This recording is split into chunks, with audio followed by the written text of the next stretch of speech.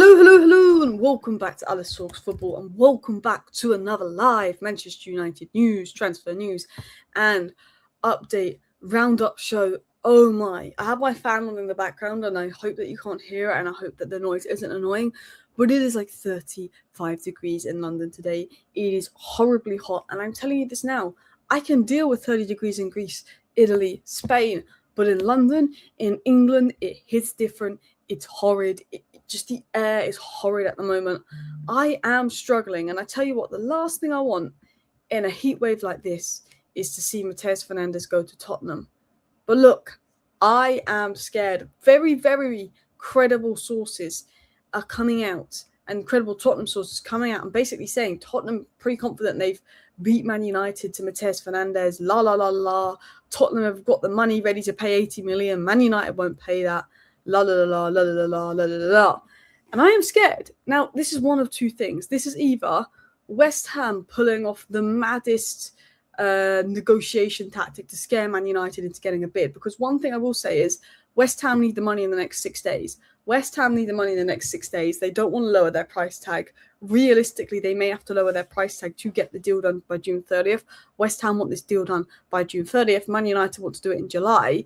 So this is either one of two things. West Ham are putting this out to scare Man United because they do know his preference is Man United. But the problem is, he said, look, if Man United and Tottenham pay the same amount, I'll go to Man United. But if Man United aren't willing to pay, I'm happy to go to Tottenham. That is the situation with Mateus Fernandes. It's not like Mbeumo that said no to Tottenham and he only wants United. Mateus Fernandes' priority is Man United, but he's also happy to go to Tottenham. So Man United need to pay. And West Ham are putting out that Tottenham are going to pay, and sorry, not West Ham, the media are now reporting, and good sources, that Tottenham are willing to pay 80 million to get the deal done. They think they're going to beat Man United. Man United don't want to pay. This is either West Ham putting it out to scare Man United into bidding up and getting the bidding war they want, or this is, oh shit, this is not a good look for Inos. You know, I know that you don't want to pay 80 million on Mateus Fernandes, especially with West Ham being relegated, but look at the market. Look how expensive players are going for in this market. It's a joke. Elliot Anderson, 120 million. I think Mateus Fernandes, if Elliot Anderson's going for 120 million, you kind of understand it. The market is a joke. The midfield market is a joke. Alex Scott's going to be 70, 80 million. Carlos Balaba's had a shit season. Is going to be 80 million. Man United don't want Mateus Fernandes because he's too expensive, but the alternatives for Mateus Fernandes are going to be a similar price to Mateus Fernandes, and they're not as good. So I'm like, if the alternatives are going to be a similar price and not as good, you might as well just pay a bit more than you want for Mateus Fernandes. I know Inos have tried to change Man United's rep. Under Woodward, under Murta in the past, we just paid up. Ajax wouldn't sell Anthony, we caved, we paid up. But under Ineos, remember Branthwaite? We wanted Branthwaite for 50 million. Everton wouldn't lower their 70 million asking price. We went elsewhere and we didn't get Branthwaite. We've seen Ineos walk away from so many deals that have gone over 70 million because they're not willing to pay over 70 million for any kind of player. You know, Woodward and Murta, this deal is done. But Ineos are very much like, we don't want to be seen as the Man United that overpay anymore. But with Man United, with Champions League football, we've got money. West Ham are going to want money.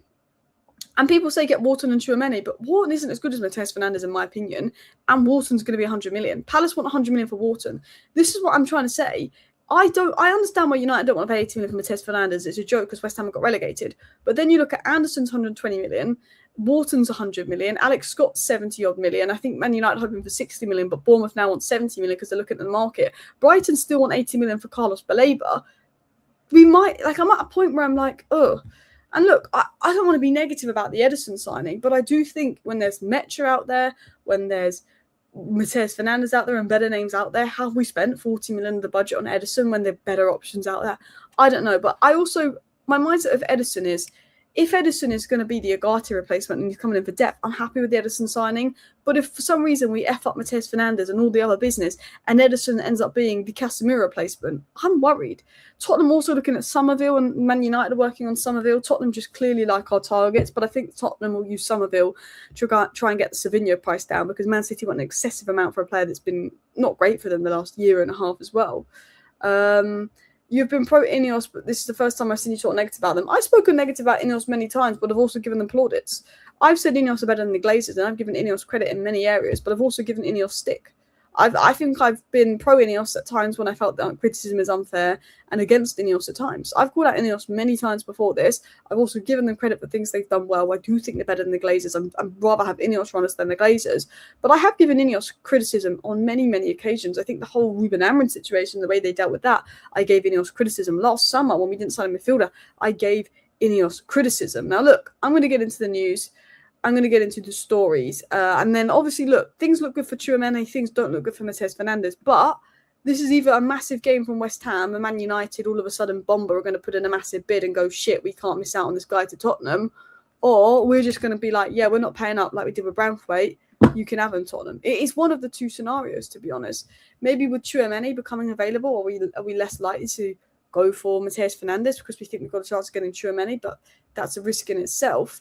There's also rumours that United will look at Vinicius Jr. this summer as he wants out of Real Madrid. We shall look at that. But I think Vinicius Jr. is looking for a big new contract. Let's get into it then. Tottenham are increasingly confident they can beat Manchester United to the signing of Mateus Fernandes for up to 80 million from West Ham United. And this has come from Gary Jacobs, who is a good source of information. So let me read this out again. Tottenham are increasingly confident they can beat Manchester United. So Tottenham are confident. Sky also said earlier today, Tottenham are considering making a bid for West Ham midfielder Mateus Fernandes and are understood to be willing to pay 85 million for the midfielder. Manchester United also remain interested in Fernandes and are considering whether to make a bid themselves. Now, I do like this source of information. I do like Lyle from Sky Sports, but he was the guy that said Tottenham were going to hijack Mbumo. So the guy that said Tottenham was going to hijack Mbumo, I'm pretty sure it was him, actually. I don't want to say that and it not be him, but I think he was the guy that said that Tottenham were going to hijack Mbumo. But Gary Jacobs is very, very credible. And Lyle from Sky is good. But he obviously he's very positive about Spurs in the sense of, so he said this last year, didn't he? He said Tottenham held initial discussions with Brentford about a deal for Mbumo, and Mbumo is understood to be more intrigued by a move to Tottenham now that Thomas Frank is the head coach. Spurs have received encouragement about a potential deal. So the source that's saying that Tottenham are ready to outbid Man United, it doesn't worry me as much because of what he said about Mbumo, but I actually do like him as a journalist and think he's a good journalist. But it's particularly the Gary Jacob report that does have me a little bit worried that Tottenham are confident. I think Gary Jacobs is pretty good when it comes to Tottenham news and news in general. I think the Times have always been quite good. And as a United fan, this worries me in an aspect. And then you've obviously got what Romano said, which is Mateus Fernandes has opened the doors to both Man United first and then Tottenham. The clear feeling on the deal is if he's ending up at the club that brings in the best financial proposal. This is different to the Mbumo situation. And Mbumo made it clear he wanted United, and he actually rejected Tottenham and Newcastle and apparently Arsenal. Whereas Mateus Fernandes has gone, yeah, my priority is Man United, but I'm not going to reject Tottenham. I'm not going to reject Madrid. I'm not going to reject Arsenal. Like, even though I want Man United, like, if Man United don't want to pay up for me and another club do, I'll go there. Like, I don't want to be in the Championship with West Ham next season. And you can't blame Mateus Fernandes for that. His agent is also George Mendes, so George Mendes wouldn't let him do what Mbumo did. So that is the problem. Like, with Mbumo, we could stay relaxed because Mbumo just was like, no, only Man United. Mateus Fernandes, we know this from Romano, has pretty much verbally agreed terms with Tottenham. Tottenham have got the player buying on Mateus Fernandes. They never had that with Mbumo, and that's what worries me. Romano has basically said, and Romano is a very good source of information, it's down to who's willing to pay more, Man United or Tottenham. And the real question is, either Man United walk away because they're not willing to pay loads and Tottenham are. 2, West Ham have put loads of briefs in about Tottenham to scare Man United to pay more. Or 3, Man United out of nowhere make a big bid and go, we're not losing out to Tottenham. This will be humiliating. That's one of the 3 scenarios. But with Ineos, and that Ineos do not want to spend big money on players, Man United walking away because he's too expensive is the most likely scenario. The thing that worries me is we're walking away from Mateus Fernandes for 80 million. What? Because Wharton will be 100 million. What? Because Baleba will be 80 million. What? Because Alex Scott will be 60, 70 million. For me, Mateus Fernandes had a 60 million price tag, and then we went in for him, it was 80 million. Alex Scott right now has a 60 million price tag, but we know the minute Man United going for him, it will be 80 million. Mateus Fernandes, Baleba will be 80 million. Wharton, in a world that Anderson's 120, Palace want 100 million for Wharton. They're in the Europa League. So my mindset is, I don't think Mateus Fernandes is 80 million. I don't think we should be paying 80 million for a relegated Mateus Fernandes. But I look at the market and what the alternatives and the price of the alternatives will be, and I'm like, you know what? We might have to. Like, my alternatives to Mateus Fernandes are Tchouaméni and Mecha. They're actually out of the Premier League. They're actually out of the Premier League. It's crazy. Some people say we should have walked away already. Some people say we just bid up, even if we have to pay a bit more. Cannot lose out to Spurs. It's just embarrassing. People are saying.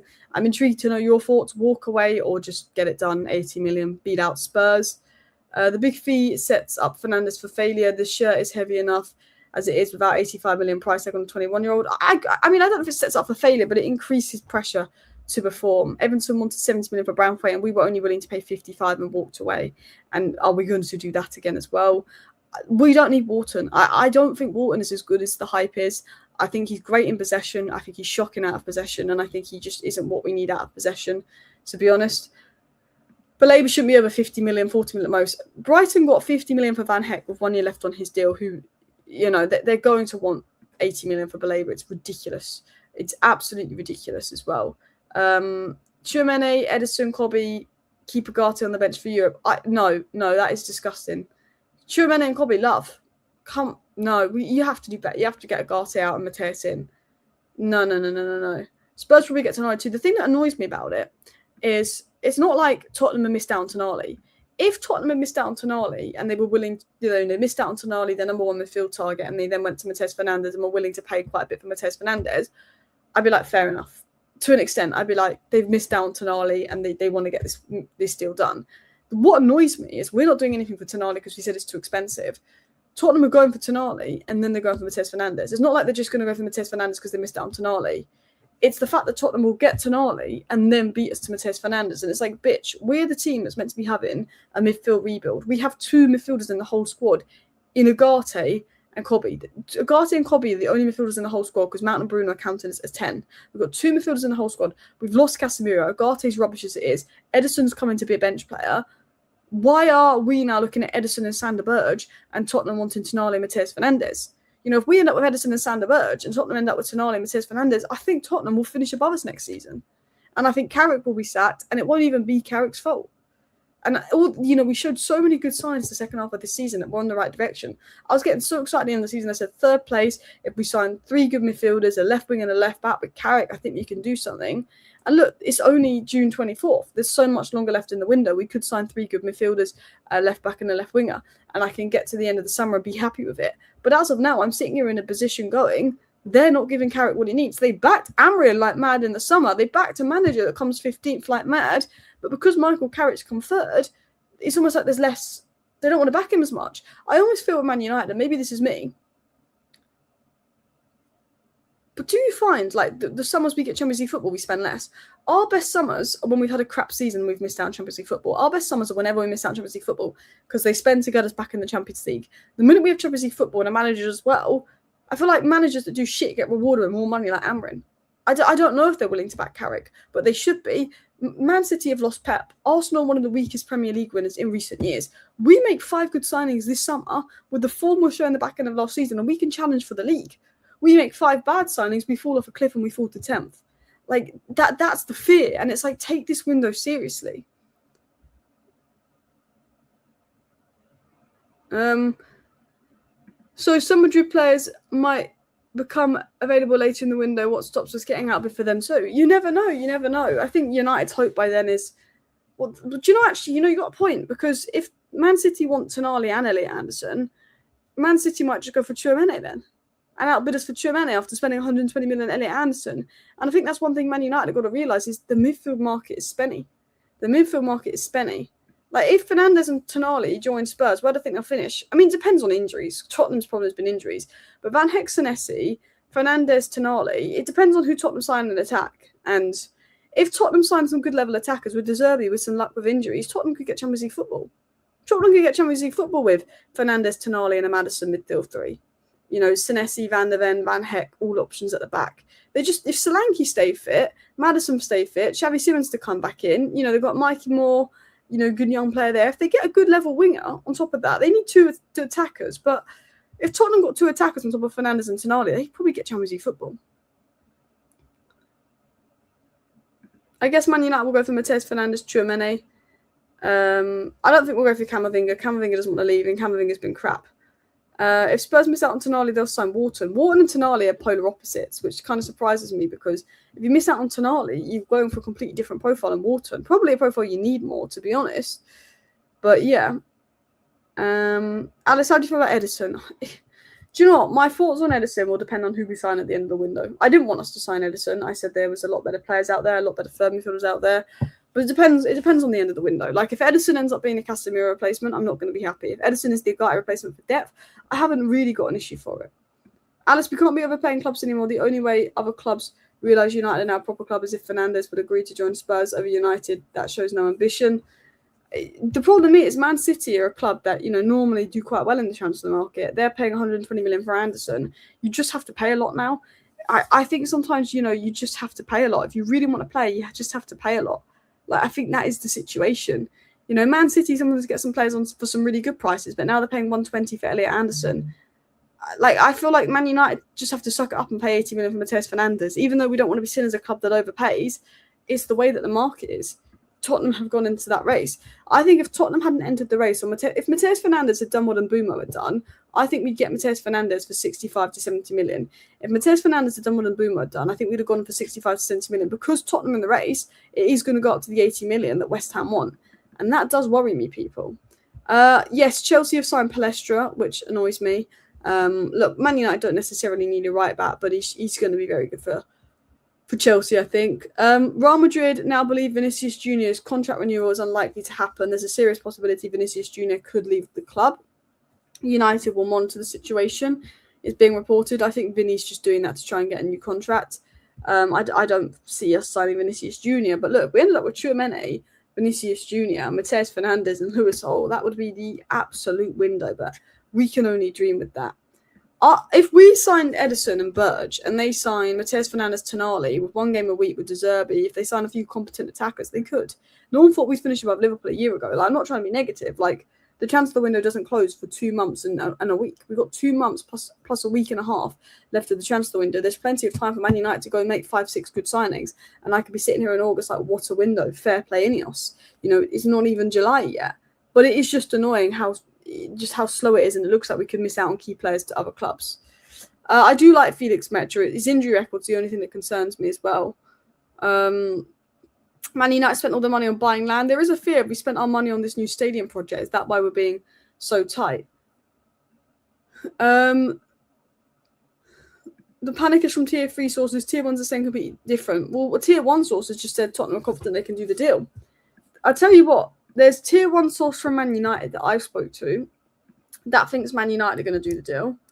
So there's a tier 1 source from Man United side that has given me confidence. But the tier 1s from the Tottenham sides, they're saying different things. So Sully. Sully is one of the best and most reliable people in the space, yeah? This guy is the Tottenham Sully. This account here is the Tottenham Sully. You've got Hand of Arsenal, you've got this guy for Tottenham, and you've got Sully for Man United. These people, they speak to people behind the scenes. Sully will speak to people at Man United behind the scenes. This guy will speak to people at Tottenham behind the scenes. Hand of Arsenal will speak to people at Arsenal behind the scenes. Do you know what I mean?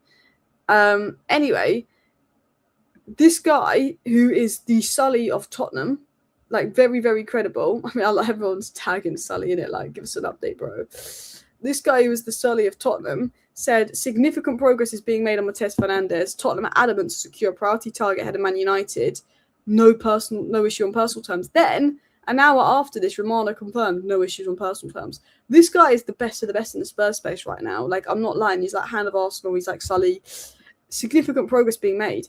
Tottenham are adamant to secure a priority target ahead of Man United. He's saying, like, what we're hearing is Man United want Mateus Fernandez, but they're going to be slow and take a while to get it done. Tottenham are going to do everything they can for Mateus Fernandez. Mateus Fernandez is our number 1 target. Tottenham's number 1 target is Tonali, followed by Mateus Fernandez. But Tottenham are showing more. Tottenham are willing to do more to get Mateus Fernandez than us. That's what's being reported. Mateus Fernandez is open to both Man United and Tottenham. Man United is his preference, but Tottenham think they're going to get him because Tottenham are willing to do more to get him. And that's what worries me. That is what worries me big time. And I don't like that. We just seem to be quiet. Now, look. People behind the scenes at Man United say they're still confident and they're not worried about Tottenham. People behind the scenes at Man United, I know, aren't worried about Tottenham. So maybe they all think it's West Ham, or maybe they all think it's George Mendes, or maybe they've learnt things from Mateus Fernandez that we don't know. because people behind the scenes at Man United are confident, but I'm getting scared. I know that good people at Man United seem confident, but I'm getting scared. I think it's a Lenny Yoro situation. Real Madrid was so confident they were going to get Lenny Yoro, and then he just said, I'll go to Man United because they'll pay up. Same agent. I think it's a Lenny Yoro situation. That's what scares me, people. I think he could go to Tottenham. If Fernandez can't wait for us, there is Baleba who waited until now, but Fernandez is better than Baleba. Alice, sorry, you throw tier 1 sources far too easily. Romano and Ornstein are the only tier 1 sources. Sully beat Romano on a few stories this summer. I honestly, I think they are tier 1, and I wouldn't say that lightly. I think they are tier 1. Still think it's a George Mendes game. He will never accept Spurs offer. I mean, that's what I'm hoping. But Romano and all the credible sources have said he's happy to join Spurs. Personal terms not an issue. So it feels less and less like a West Ham game. I like how player preference has been completely adored by everyone, but the player's open to both. His preference is United, but he's also happy to go to Tottenham. And Boomer only wanted United, so we could take ages on that.